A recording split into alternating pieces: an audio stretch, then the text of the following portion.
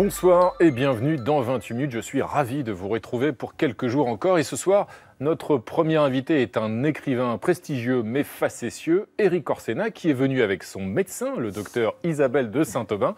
Ils sont partis tous les deux sur les traces d'un serial killer, le Moustique. Son odyssée est une parabole de la mondialisation que nous racontent Éric Orsena et Isabelle de Saint-Aubin en nous mettant la fièvre. Puis, notre débat portera sur la montée des tensions entre les États-Unis et la Corée du Nord.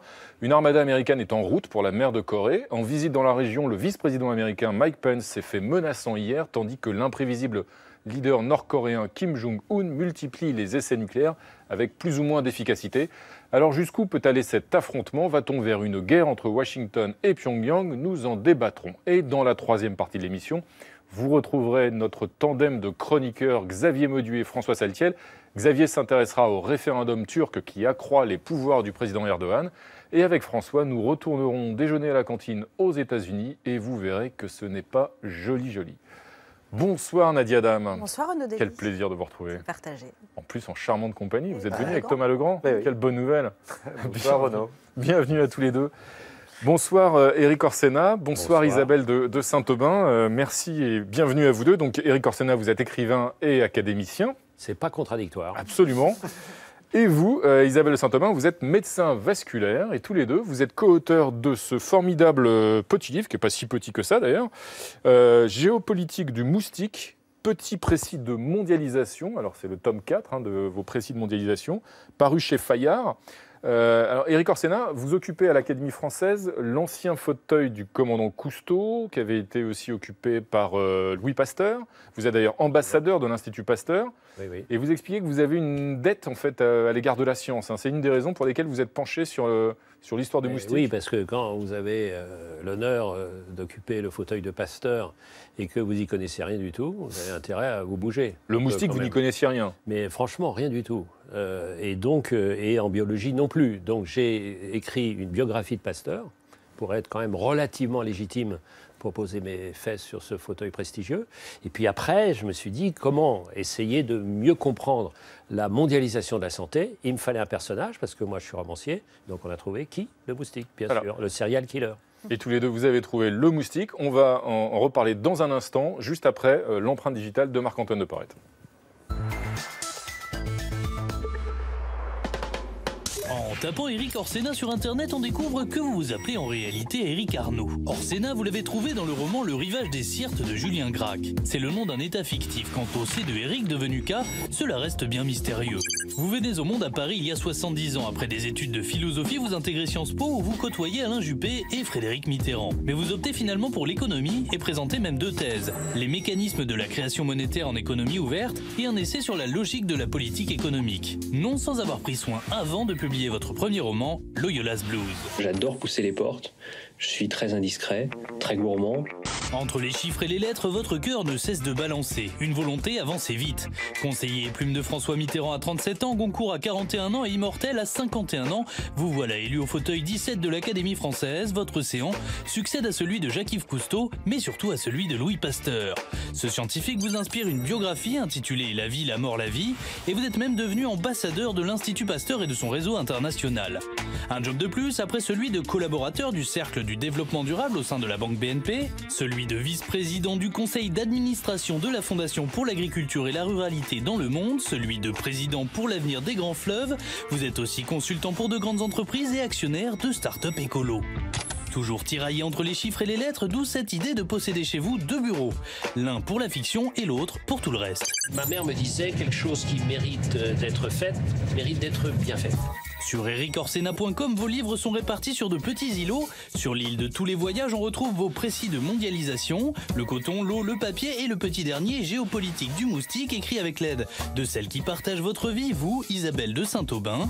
Éric et Isabelle, quelle mouche vous a piqué de vous intéresser à ce diptère? Alors Isabelle de Saint-Aubin, quelle mouche vous a piqué pour vous intéresser aux moustiques comme ça? Eh ben, il se trouve que je suis née dans un pays où le moustique s'est beaucoup intéressé à moi depuis le jour de ma naissance, puisque On le comprend. je suis née dans la forêt primaire du Gabon. au bord d'un fleuve qui s'appelle l'Angounier et que j'ai grandi là avec de la quinine depuis mon premier biberon jusqu'à... Vous avez dû vous protéger du moustique depuis que vous étiez Voilà, bébé. donc c'est pour moi un compagnon naturel. Et qui... c'est mon doudou à moi. Et donc, quelle a été votre démarche à tous les deux? Vous êtes repartis sur les traces du moustique, mais comment? Comme un enquêteur, comme un grand reporter, Éric Orsena? Comme un enquêteur, j'ai cette chance immense de pouvoir être un enquêteur, un reporter à l'ancienne. C'est-à-dire, je peux aller n'importe où, prendre le temps que je veux et rencontrer qui je veux. Donc, c'est des enquêtes qui peuvent durer 2 ans, comme dans ce cas-là. Donc, on commence par l'ignorance et puis on a des professeurs. Et on a des professeurs en entomologie, des spécialistes des insectes. On a Gilles Boeuf, par exemple, qui était le patron du Muséum d'histoire naturelle, ou François Rodin, ou Fontenay, etc., qui sont les grands maîtres des moustiques, d'abord des insectes et ensuite des moustiques, et qui m'ont fait comprendre cette évidence, franchement j'ai mis longtemps pour la comprendre, que nous, êtres humains, n'avons pas le monopole de la vie. Nous sommes d'abord une partie des animaux, mais que l'ensemble, il y a bien plus que des vertébrés. Thomas. Et vous dites que c'est un précis de la mondialisation. Pourquoi? Parce que le moustique s'adapte à tout? Le moustique, d'abord, il est super malin parce qu'il s'en fout complètement des frontières. Donc, on ne fera pas de politique, bien sûr, mais il s'intéresse, les frontières, ça ne marche pas. Mais deuxièmement... Il n'est pas souverainiste. Non, il n'est pas souverainiste. Donc, il passe par-dessus les frontières parce qu'il participe avec nous, donc dans les avions, dans les bateaux, d'une part. Mais en même temps, ce qui est très intéressant, c'est qu'il passe par-dessus les frontières des espèces, puisqu'ils accueillent des parasites. Et que le problème du moustique, c'est ce sorte de ménage à trois entre nous, les êtres humains, le parasite et celui qui porte les parasites, qui est le moustique. Et Isabelle de Saint-Aubin, c'est un... Et qui tue. Voilà, c'est un tueur en série aussi, le moustique. C'est un vrai serial killer. Oui, mais sans la volonté de le faire. Il est un transporteur... Par accident oui, il est un transporteur involontaire des parasites qui donnent ces maladies avec des espèces si graves. plus tueuses que d'autres. Enfin, plus dangereuses que d'autres pour l'homme. Oui, voilà, il transporte un parasite, mais il ne le sait même pas. Il ne le sait même pas qu'il transporte des maladies mortelles. Donc c'est un tueur en série, oui, mais involontaire. Donc il fait 750 000 morts par an, à peu près. Et chez le moustique... Il y a un mécanisme qui est très, très simple, c'est que les femelles moustiques ont besoin, pour que leurs œufs se développent, de protéines, lesquelles protéines ne se trouvent que dans le sang. Donc ils nous pompent le sang. Mais en même temps, en nous pompant le sang, ils nous injectent par les voies salivaires les parasites qui sont dans leur corps. Donc seule la femelle tue. Et oui. Et seule la femelle fait aussi du bruit. Mais je n'en déduis aucune sorte de conclusion générale, vous comprendrez bien. Eh bien Nadia, justement, vous les moustiques, vous avez une solution. Vous avez un peu radicale. C'est ça, voilà, une solution un peu radicale, c'est de les éradiquer. Bah oui, et si on tuait totalement tous les moustiques, si on éradiquait les moustiques de la surface de la Terre, c'est pas ma solution à moi, mais c'est la solution qui a été explorée par plusieurs scientifiques ces dernières années, qui ont exploré des pistes. Il y a un chercheur qui s'appelle Luc Alphée, qui a par exemple conçu en laboratoire, évidemment, une lignée stérile d'Aedes aegypti, c'est-à-dire l'espèce qui est vectrice de la dengue et de Zika. Un laboratoire est également en train de plancher sur une autre modification génétique. C'est assez intéressant. En fait, les moustiques modifiés sont porteurs de gènes qui vont détruire les chromosomes X dans le sperme, c'est-à-dire qu'ils peuvent se reproduire, mais toute la descendance est mâle. Donc à terme, forcément, il n'y a plus de moustiques du tout. Et puis, il y a un ex de Microsoft qui a créé une espèce de système avec une espèce de laser qui permet de tuer 100 moustiques à la seconde. Donc on voit que ça occupe quand même plein de gens. Est-ce que, pardon de poser la question, c'est un peu provoque, mais est-ce que ce serait si grave si on s'en débarrassait une fois pour toutes? Il y aurait plusieurs risques en tout cas. Pour qui? Pour nous? Pour l'écosystème. Parce que si on se débarrasse d'un chaînon si important de la chaîne alimentaire... Mais il est si important. Il est important. Il sert à quoi? Il est important parce qu'à l'état de larve, il nourrit toute une population de batraciens, de poissons. À l'état d'insectes, il nourrit une foultitude d'oiseaux qui eux-mêmes sont attaqués par des prédateurs, et ainsi de suite. Donc si on éradique un chaînon de cette chaîne, le risque, c'est même d'arriver à des famines. Oui. Et puis, le moustique est un transporteur de ces parasites qui sont très dangereux. Si on éradique le moustique, la nature ayant horreur du vide, elle trouvera un autre transporteur qui pourra être beaucoup plus dangereux que le moustique. Et alors le moustique évolue, c'est-à-dire il s'adapte aussi aux insecticides, c'est ça? Il est de plus en plus résistant? Il y a un mécanisme que j'ai appris, mais qui est très clair, c'est que nous, en un siècle, l'être humain, on a 4 générations. Les moustiques, ils en ont 700. Et ils vivent depuis 60 jours, c'est ça? Ils vivent juste 60 jours, entre 60 et 80 jours. Et donc, 700 modifications. Donc, ils s'adaptent sans arrêt. Et ce, depuis 250 millions d'années. En plus, ils ont l'intelligence d'être petits, donc de vivre très peu de temps, de bouffer n'importe quoi. Et donc, il y a des adaptations. Il faut savoir que dans le monde du vivant, ce que j'ignorais complètement, tout est sans arrêt des réponses et des adaptations. C'est ce qu'explique. C'est-à-dire, rien n'est jamais acquis. On prend le DDT, boum. On prend les antibiotiques, c'est très clair les antibiotiques. Eh ben, ça s'adapte, il y a des résistances. Ah oui. Vous voyez, le monde du vivant, c'est ça. Donc pas de vaccin possible contre le paludisme à cause de ça? Alors, le vaccin, souvent, c'est parce que l'Occident ne veut pas mettre d'argent. Non, ça fait des décennies que la recherche essaye de créer un vaccin. Et actuellement, aujourd'hui, il n'y a pas de vaccin antipaludéen sur le marché. Il y a des projets, des vaccins candidats. Il y en a près d'une quarantaine, dont un seul a reçu l'autorisation par l'Agence européenne du médicament de devenir un projet pilote. Et en fait, c'est que le parasite a développé des mécanismes tellement complexes de défense contre notre système immunitaire que c'est très difficile de développer un vaccin. Et oui. Allez-y, je vous en prie. Non, je vous en prie. Non, et le réchauffement climatique, il a un impact sur l'évolution justement du moustique et sur ce danger croît avec le réchauffement climatique? Oui, parce que quand il y a des zones qui sont plus chaudes, un moustique en dessous de 16 à 17 degrés, il a vraiment du mal à se développer. Donc quand il y a des zones un peu plus chaudes, évidemment, ça va entraîner une sorte d'accélération du processus. Plus, on sait que le réchauffement climatique, c'est la multiplication des périodes de sécheresse et des périodes d'inondation. Inondation, ça veut dire des flaques d'eau. Flaques d'eau, ça veut dire des lieux très, très utiles. Voyez, et donc, évidemment, toutes ces modifications vont entraîner une multiplication des moustiques. On voit par exemple que le moustique tigre, qui est porteur potentiel de tas de saloperies, en France, il est dans 30. Alors, nous ne sommes pas pour l'instant infectés. Mais si on était infecté, un moustique pique, il prend un parasite, il va piquer un autre parasite, etc., etc. Donc on n'a pas fini, on n'a pas fini de vivre avec les moustiques. Merci, merci à tous les deux. Comme avec la Corée du Nord. Il y a un lien entre les deux. Et voilà, la transition. Merci beaucoup. Je vous en prie. Quel professionnalisme. Merci Isabelle de Saint-Aubin. Oui, vous comprenez, parce que donc, ça peut être meurtrier aussi. Plongeons-nous dans cette autre histoire de la mondialisation, qui pique celle aussi. du moustique. Voilà, la le moustique est un missile. Avant effectivement de passer à la Corée du Nord. Merci encore à tous les deux. Et place donc à ce débat sur la montée des tensions, vous le disiez à l'instant, entre les États-Unis et la Corée du Nord. Donald Trump a envoyé un gros moustique, un porte-avions et même toute une armada qui arrivera sur zone dans quelques jours. En visite dans la région, le vice-président américain Mike Pence, lui, il a haussé le ton hier. Et pendant ce temps-là, le leader nord-coréen Kim Jong-un multiplie les essais nucléaires plus ou moins réussis, il faut bien le dire. Alors jusqu'où ira cet affrontement? On en débat dans un instant, juste après la mise au point de Sandrine Le Calvez.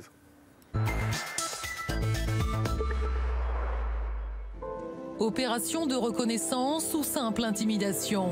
Le vice-président américain s'est rendu hier sur la frontière entre les deux Corées. Une zone où deux mondes se font face. L'occasion de lancer un nouvel avertissement au régime nord-coréen. L'ère de la patience stratégique est finie. Le président Trump a été clair. La patience des États-Unis et de nos alliés dans la région s'est épuisée.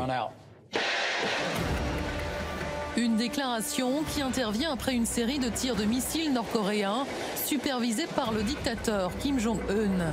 Ces tirs, interdits par la communauté internationale, sont selon Pyongyang des entraînements pour frapper le cas échéant les forces militaires américaines basées dans la région.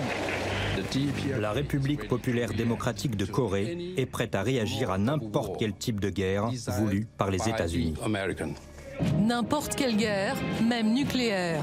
La Corée du Nord agite cette menace et fait l'étalage de son arsenal militaire. Ce week-end, le régime a exhibé des dizaines de missiles.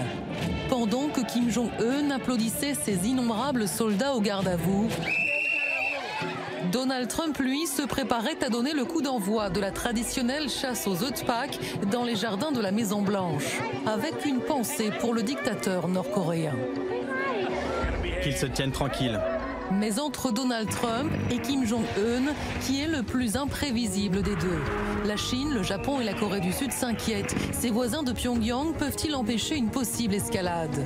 Alors qu'un porte-avions américain arrivera en mer du Japon le 25 avril, jour des célébrations du 85e anniversaire de la fondation de l'armée de Corée du Nord, y a-t-il un réel risque de guerre? Et nous allons en débattre dans un instant. Bonsoir à tous les trois, merci de nous avoir rejoints. À mes côtés, Dorian Malovic, vous êtes journaliste, chef du service Asie au quotidien La Croix, et vous êtes co-auteur de ce livre avec Juliette Morillo, La Corée du Nord en 100 questions, paru aux éditions Talendier. Et alors pour vous, Dorian Malovic, entre les menaces américaines d'une part et la réponse belliqueuse de la Corée du Nord d'autre part, le climat devient de plus en plus inquiétant. Certes, ça fait 60 ans que les deux pays vivent dans une sorte de guerre froide virtuelle, mais la surenchère en cours peut commencer à laisser redouter une issue fatale. On va en débattre. À vos côtés, bonsoir Anne Kratz. Bonsoir. Vous êtes historienne, spécialiste des affaires étrangères américaines. Et selon vous, Anne Kratz, le danger provient surtout en fait des militaires qui entourent aujourd'hui Donald Trump et qui lui vendent comme une forme d'opportunité la possibilité de frapper la Corée du Nord dès maintenant, avant qu'elle ne parvienne à développer vraiment un arsenal nucléaire. On va y venir. Et à vos côtés, bonsoir Pascal Boniface. Vous êtes géopolitologue et directeur de l'IRIS. Et vous avez notamment écrit cet ouvrage dont une nouvelle édition, la 4e, va paraître en fin de semaine aux éditions Armand Collin, Comprendre le monde, les relations internationales, expliquées à tous. Et alors pour vous, Pascal Boniface, entre Donald Trump et Kim Jong-un, c'est à celui qui jouera au plus fou, et ils y arrivent d'ailleurs assez bien, mais il joue au plus fou pour faire peur aux autres, mais sur le fond, aucun des deux n'a vraiment intérêt à franchir cette ligne rouge que serait un affrontement nucléaire, même s'ils ont tous les deux intérêt à ce qu'on les croit capables de franchir cette ligne rouge en question. Tout de suite, pour rentrer dans ce débat, je me tourne vers vous, Nadia Dam, avec une question en 28 secondes précises. Oui, d'un téléspectateur que voici. Trump peut-il décider tout seul d'une intervention en Corée du Nord? Anne Kratz, est-ce qu'effectivement il peut intervenir sans un vote du Congrès, comme il l'a fait, on l'a vu, en Syrie ou en Afghanistan? Est-ce qu'il peut le faire aussi simplement que ça? En principe, non. Oui. Mais dans la réalité des choses, il peut effectivement lancer une seule attaque, avant d'aller demander au Congrès la permission de continuer. D'accord. S'il s'agissait de rentrer en guerre, il faudrait une... Ah, s'il s'agissait de faire une véritable déclaration de guerre, oui, mais dans ce genre de situation, une déclaration de guerre, elle viendrait pratiquement après le début des opérations. Mais on n'en est pas là, on n'en est pas là du tout. Pour l'instant. Alors ça fait donc près de 60 ans qu'il y a une tension dans la région entre les États-Unis et les Nord-Coréens, et ça se traduit notamment cette tension par la présence des soldats américains. C'est votre chiffre du jour, Thomas. Oui, le chiffre du jour, c'est 28 500 soldats américains donc basés en Corée du Sud. Les Américains sont présents là-bas depuis 1953, mais 28 500 soldats américains, Pascal Boniface, pourquoi faire en Corée du Sud? Pour protéger la Corée du Sud d'une éventuelle attaque nord-coréenne, mais en fait surtout pour marquer une présence dans la zone, parce que outre la Corée du Nord, il y a bien sûr la Chine qui est un enjeu majeur pour les Américains. Donc c'est pour avoir une sorte de base, de base avancée et compléter un dispositif militaire qui s'étend également au Japon d'ailleurs. Dorian Malovic, Mike Pence a évoqué, lors de son passage dans la région hier, la volonté d'en finir avec la patience stratégique, qui était la doctrine de Barack Obama. C'était quoi cette doctrine? Oui, alors, pendant les 2 mandats d'Obama, Obama s'est dit on est dans la patience stratégique, c'est-à-dire qu'on va choisir de passer par l'ONU, de faire voter des résolutions. Premier test nucléaire nord-coréen, 2006. 2006, 9, 13, 16... Et on attend ce 17. Pendant toute cette période, il y a eu cette idée que les sanctions, les pressions économiques allaient étouffer de plus en plus la Corée du Nord et l'empêcher de financer ses programmes de missiles et nucléaires. Donc ça n'a pas très bien marché comme méthode, visiblement. Force est de constater que dans une des questions qu'on pose, est-ce que les sanctions ont fonctionné? Pourquoi n'ont-elles pas fonctionné? Il y a beaucoup de raisons. En 2006, on ciblait des sanctions militaires, donc bon, c'était marginal. Petit à petit, ça a été plus compliqué, plus large, mais elles n'ont pas été appliquées, mais pas seulement par la Chine. Là, aujourd'hui, on dit que la Chine a la clé en étouffant encore un peu plus la Corée du Nord, mais tous les pays autour, le Japon, jusqu'en 2000, avait un ferry qui partait de Niigata avec des Nord-Coréens vers la Corée du Nord. La Corée du Sud aidait de façon aussi intermédiaire la Corée du Nord et plein de pays continuaient. Anne Kratz, les États-Unis ont changé de doctrine. Clairement. Non, mais rappelons une chose, rappelons que les États-Unis n'ont pas toujours été si méchants, si vous voulez, avec les Nord-Coréens. Non, généralement, ils étaient plus prudents. Il y a eu quand même de très longues discussions avec eux. Dès le mandat du président Carter, par exemple, il y avait eu un agrément d'ensemble en 1994, selon lequel les États-Unis devaient contribuer à la construction de 2 centrales nucléaires civiles pour produire de l'électricité en Corée du Nord. Bon, ça n'a pas marché, effectivement, l'Amérique n'a pas apporté la contribution qu'elle avait promis, mais il y a eu quand même, en 2003, une réunion à 6 avec le Japon, la Chine, la Russie, les États-Unis et les deux Corées, au cours desquels il y a eu un accord qui permettait aux Américains de procéder à des inspections. Donc, si vous voulez, ils ont quand même essayé.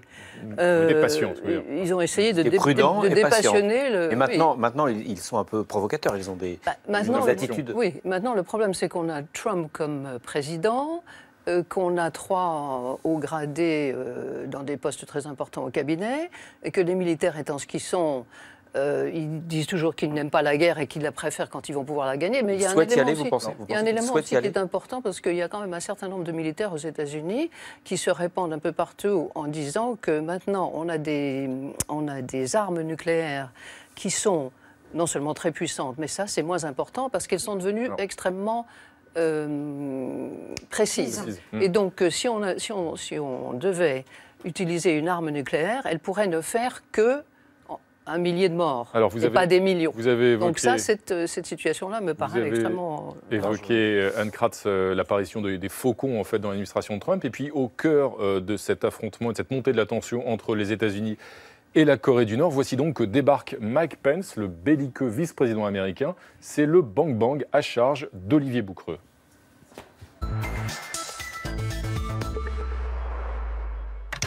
Ils sont au centre de l'histoire et méritent forcément quelques déboires. Pour le pieux vice-président, patience, stratégique et longueur de temps ne font pas mieux que force ni que rage. Face à la menace, il faut menacer. Alors doit-on dénucléariser Mike Pence? On aurait dû s'en douter quand cet Irlandais de souche a débarqué, tout propre avec sa raie sur le côté. Avec ce conservateur ultra-chrétien à la vice-présidence, la messe était dite, ça n'allait pas rigoler tous les jours. J'ai donné ma vie à Jésus-Christ, a clamé cet ancien présentateur radio avant de rajouter fièrement, et ça a tout changé. Tout ce que je sais, c'est que j'ai besoin de lui aujourd'hui, plus que jamais. De fan de Jimmy Carter et coordonnateur des jeunes démocrates à l'adolescence, il est devenu républicain anti-avortement. C'est d'ailleurs une apparition, celle d'un Ronald Reagan en plein discours, qui lui a fait virer sa cutie. Pas toujours enclin à aimer son prochain, surtout s'il est gay, Pence s'est attaqué à la communauté LGBT par le biais d'une loi autorisant certains commerces à refuser de servir des personnes homosexuelles. Bref, aux côtés de celui qui s'est rêvé un temps prêtre, même le chaud lapin de Pâques, Donald Trump, a calmé ses ardeurs. Pas toujours sur la même longueur d'onde en ce qui concerne les valeurs, les deux hommes se rejoignent sur le terrain viril de la force. Face à la menace nord-coréenne, Pence approuve la puissance et la détermination de son président et il a lui-même adressé de fermes avertissements au régime de Pyongyang. Reste à savoir quel rôle jouera sa foi quand la question d'une guerre totale se posera. Merci Olivier Boucreux. Alors Pascal Boniface, on vient de le voir à l'instant dans le sujet. Mike Pence est belliqueux et tient des propos assez agressifs à l'endroit de la Corée du Nord. Et dans la famille Pence, c'est aussi une affaire de famille, la Corée, puisque son père a servi dans l'armée américaine pendant la guerre de Corée. Ça compte, ça aussi, ce passé dans... Oui, non, parce qu'il n'est que vice-président, donc il n'a pas vraiment... Il ne fait pas partie du processus étroit de décision. Et s'il y avait, je ne pense pas qu'il y aurait de frappe, parce que et les Japonais et les Coréens du Sud tempèrent les ardeurs des Américains pour dire ne le faites surtout pas parce que ça serait une catastrophe générale et nous, Sud-Coréens et Japonais, on serait aux premières loges pour en subir les conséquences. Et en tous les cas, pas une frappe nucléaire, puisque même une frappe de faible intensité, c'est le seuil du nucléaire. C'est le tabou du nucléaire qui serait... Vous ne croyez pas à l'escalade. Mais les deux personnalités quand même sont assez complexes, et Donald Trump et le président nord-coréen. C'est moi que l'on puisse dire, effectivement. Est-ce que votre explication rationnelle peut tenir ? Je pense quand même qu'il y a un halo de rationalité. D'ailleurs, la preuve, c'est que Trump a menacé, il a frappé où ? En Afghanistan. C'est-à-dire assez loin de la Corée du Nord, pour dire, vous voyez, j'ai des muscles, je suis costaud et je peux employer la force, qui a fait applaudir beaucoup de gens d'ailleurs. Mais il a pas... en Syrie aussi. Mais oui, au Syrie, donc c'était en complément, puisqu'il a envoyé un porte-avions nucléaire au large de la Corée du Nord, mais il n'a pas frappé en Corée du Nord. Vous voulez dire qu'il est plus raisonnable qu'il en a l'air, Oui, tout à fait. Et puis, il y a quand même aussi un système tout autour. Et effectivement, même si il y a beaucoup de militarisme aux États-Unis, avec un budget en augmentation, avec un poids du complexe militaire-industriel plus puissant que jamais, ce complexe ne va pas frapper là où ça peut atteindre ses intérêts, et c'est le cas en Corée du Nord. Dorian Malovic ? Si je peux réagir, c'est que d'une part, Pascal Boniface, vous avez raison, Donald Trump, avec les généraux, avec Mike Pence ou pas, il ne pourra pas faire la même chose en Corée du Nord qu'il a fait en Syrie. La Syrie, ça n'est pas la Corée du Nord. L'Afghanistan, ça n'est pas la Corée du Nord. Vous n'avez pas les mêmes acteurs en Syrie, même si vous avez la Russie, mais la Russie, elle est loin. Elle est à portée de missile quand même. En Syrie, je veux dire. Et faire ce qu'il a fait en Syrie, le faire en Corée du Nord, même avec un missile nucléaire ciblé, comme vous disiez. De toute façon, les deux situations... C'est le tabou nucléaire, c'est-à-dire que qui peut utiliser l'arme nucléaire aujourd'hui ? Les protestations sont quand même énormes. Déjà, un missile classique... Vous pensez que Kim Jong-un a encore des tabous, pour reprendre votre expression ? Lui, là, c'est... Mais parce que s'il le fait, il disparaît. S'il le fait, il perd le pouvoir. Il serait renversé. Parce que si l'utilisation de l'arme nucléaire était le fait de la Corée du Nord, je pensais que vous parliez... On peut imaginer attendre qu'il le fasse. Si à un moment, on a le sentiment qu'il va le faire. Kim Jong-un ne le fera jamais, pas plus que son père ou son grand-père ne l'ont fait. Il n'est pas si irrationnel que ça. Non, il est très rationnel, il se maintient au pouvoir malgré un échec total. Le but, c'est de se maintenir au pouvoir dans un océan, finalement, d'échecs économiques. Et il sait que s'il commençait lui-même l'agression, il serait renversé. Ça serait effectivement la porte ouverte à une réponse totale des États-Unis, de la Corée du Sud, et il serait renversé très rapidement. Et est-ce qu'il peut y avoir un risque de dérapage ? C'est-à-dire, quelle est la réalité aujourd'hui de l'arsenal nord-coréen ? Est-ce qu'il peut, par exemple, toucher la Corée du Sud, évidemment, voire éventuellement le Japon, et est-ce qu'on pourrait assister à un dérapage et un enchaînement, lui, beaucoup plus périlleux ? En tout cas, il y a une chose qui est certaine, c'est qu'il ne peut pas toucher les États-Unis. Il n'a pas de missile, quoi qu'on en dise, qu'il a peut-être un ICBM. Par contre, les Américains, eux, ils en ont beaucoup, des missiles intercontinentaux, balistiques intercontinentaux. Donc, je veux dire, c'est tout à fait inégal. Et même, si vous voulez, on peut se demander jusqu'à quel point certains des armements que la Corée du Nord se targue d'avoir sont effectivement au point. Notamment sur la capacité des missiles nord-coréens à transporter des ogives sur plusieurs centaines de ils n'ont kilomètres. pas cette capacité pour le moment. Et de toute façon, quand vous dites des missiles nord-coréens, il n'y en a pas beaucoup. Hein. C'est pas comme aux États-Unis. Aux États-Unis, il y en a 450, etc. Là, un seul missile classique sur Tokyo fera quand même du bruit. Donc ils ont de quoi dissuader. Et ils ne sont pas dans un rapport d'égalité, mais c'est ça la dissuasion du faible au fort. Ils sont plus faibles que les États-Unis, ils sont plus faibles que la Corée du Sud, mais ils peuvent les dissuader, les renverser. Parce que pour les Nord-Coréens, si Kadhafi avait eu l'arme nucléaire, il serait encore vivant et au pouvoir. Et donc ils n'ont pas aucune envie de désarmer. Alors la Corée du Nord fait figure de pays coupé du reste du monde, et pourtant, Nadia, la population, les Nord-Coréens ne sont pas totalement coupés donc, du monde extérieur. Hein. Oui, il y a effectivement beaucoup de caricatures et de stéréotypes en la matière, parce qu'on décrit la Corée du Nord comme une nation impénétrable et comme un pays de zombies entièrement soumis à leur leader. Et la réalité est évidemment beaucoup plus complexe que ça. Il y a ce fantasme d'une société coupée des technologies qui est de moins en moins vrai. D'abord, 1 personne sur 10 en Corée du Nord a un smartphone, et surtout, certains n'hésitent pas à trafiquer ces téléphones pour pouvoir appeler leurs proches ayant fui le pays, même si c'est interdit.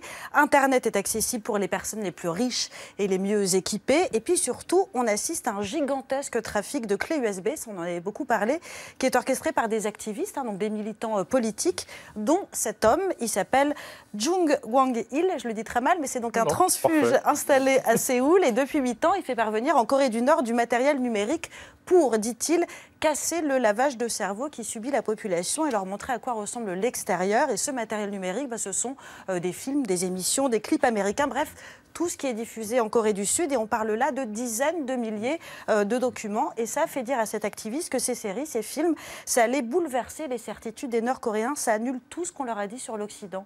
Dorian Malovic, est-ce que ce genre d'initiative, ça peut poser les germes d'une rébellion? C'est un grand mot, mais... Écoutez, c'est très très intéressant, mais je pense pour les téléspectateurs qui peuvent se demander comment ces produits arrivent. C'est très compliqué. La frontière entre le Sud et le Nord est vraiment hermétique. La seule voie est de passer par la Chine et d'arriver au nord de la Corée du Nord. Et là, la frontière, elle est poreuse. Elle est très poreuse. Elle l'a été pendant la famine des années 90, avec des échanges, des trafics, de produits qui passent, de la nourriture, des vêtements et des DVD, des cassettes à l'époque, et maintenant des clés USB, des appareils photo. Il y a une curiosité pour l'extérieur et pour le voisin notamment. Oui, mais si vous voulez, moins qu'une dissidence politique, c'est une vraie curiosité du monde extérieur. Et ce qui est quand même assez paradoxal, c'est que la découverte d'un monde lumineux se fait à travers la Chine, qui aujourd'hui est la deuxième puissance mondiale, et qui, il y a 30 ans, est à peu près au même niveau que la Corée du Nord, et c'est à travers la Chine qu'ils vont découvrir les lumières de la civilisation. Donc ça, c'est un paradoxe. Alors justement, dans le Malvic, vous évoquiez le rôle et l'influence de la Chine dans la région qui est évidemment considérable, et vous allez nous éclairer sur le rôle, l'influence diplomatique, pas toujours extrêmement précise de la Chine dans ce conflit entre les États-Unis et la Corée du Nord. Je ne suis pas sûr de vous éclairer, mais Lu Kang, le porte-parole des affaires étrangères chinoises, essaye de décrire la position chinoise, la nouvelle position chinoise. Écoutez-le. Il faut être clair sur l'essentiel. En dehors de ses obligations envers le Conseil de sécurité de l'ONU, la Chine s'est en principe toujours opposée à des sanctions unilatérales. Cette limite doit être clairement définie.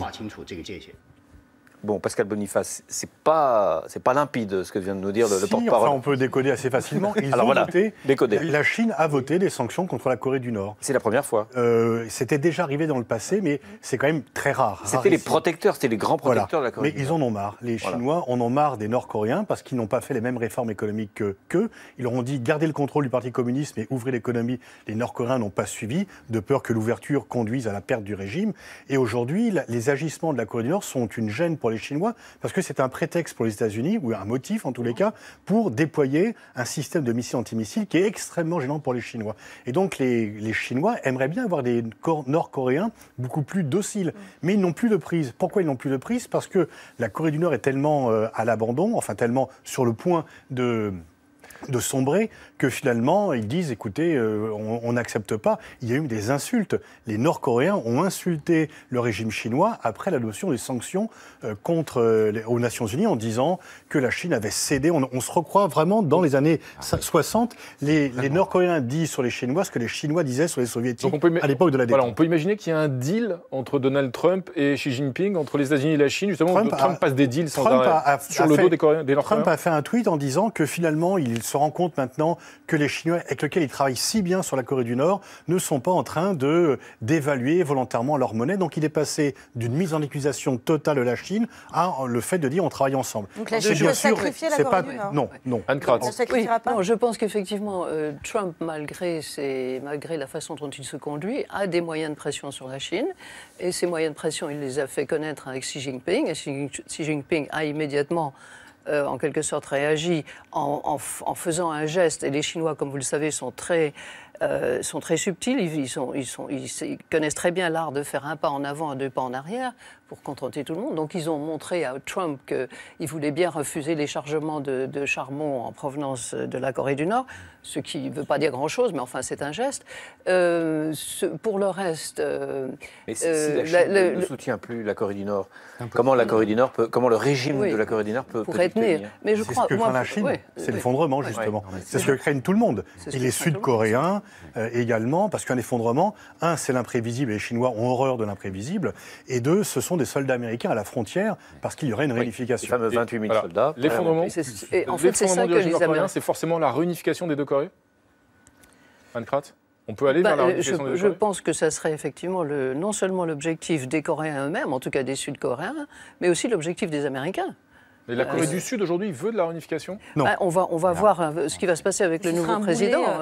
Non, c'est trop cher. Il y avait deux Allemands de l'Ouest, il y avait 4 Allemands de l'Ouest pour un Allemand de l'Est, il y a 2 Sud-Coréens pour un Nord-Coréen. Et l'écart entre les deux Corées est sans commune mesure avec l'écart qui existe entre les Allemands.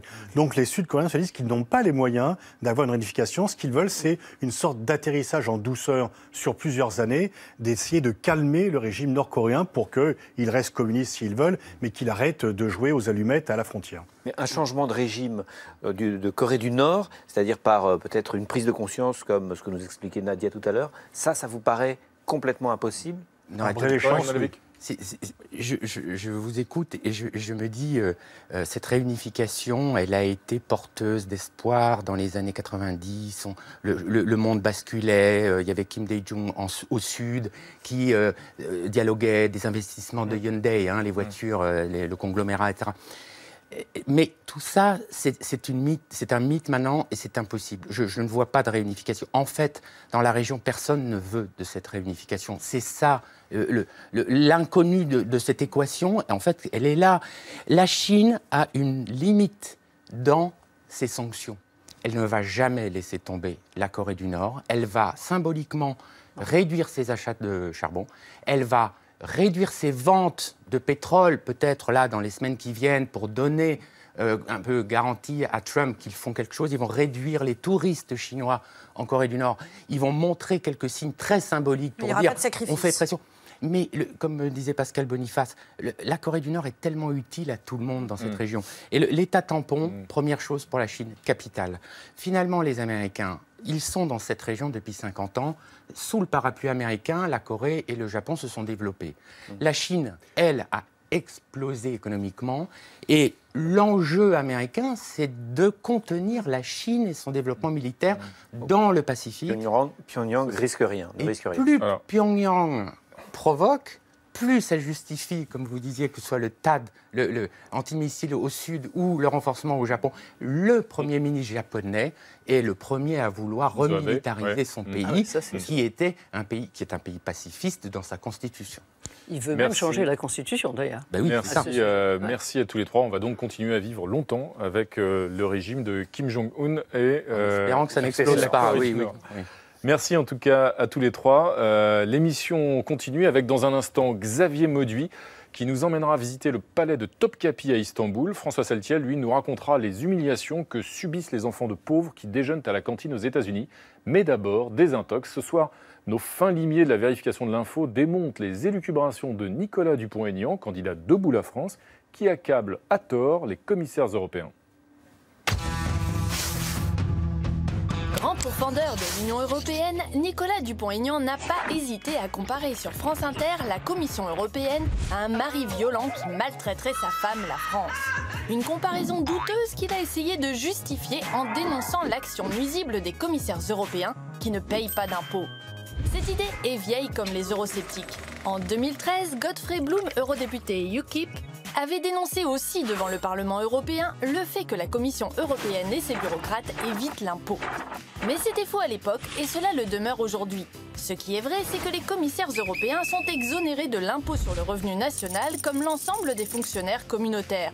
En effet, au même titre que les employés d'organisations internationales comme l'ONU ou le FMI, les fonctionnaires ne relèvent pas du droit d'un État et sont régis sur le plan salarial et fiscal par des règles spécifiques. Ce qui ne veut pas dire qu'ils échappent à toute fiscalité. En effet, ils payent un impôt communautaire prélevé à la source. Celui-ci est un impôt progressif étalé sur 14 tranches de 8 à 45%, à quoi s'ajoute depuis 2014 et jusqu'à 2023 un prélèvement de solidarité qui est porté pour les plus hauts salaires, donc les commissaires, à 7% de leur rémunération. Cet impôt est reversé directement au budget européen. Quitte à dénoncer un système, autant le connaître. Chapeau des intox. Quelle perspicacité.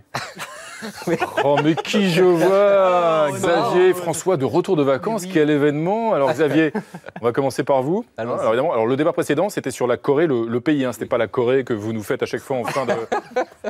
tellement bien. En fin de chronique. 2 mois quand même, celle-là. C'est pas rien. Xavier Mauduit. Erdogan a donc remporté de justesse en Turquie son référendum dimanche. Et bien vous, Xavier, donc vous nous emmenez à Istanbul, au XVIe siècle, sur les traces d'un autre sultan. Oui, un petit tour en Turquie à Istanbul, dans le palais de Topkapı, le 27 janvier 1595, quand Mehmet III devient le nouveau... Topkapı. Prononce Topkapı.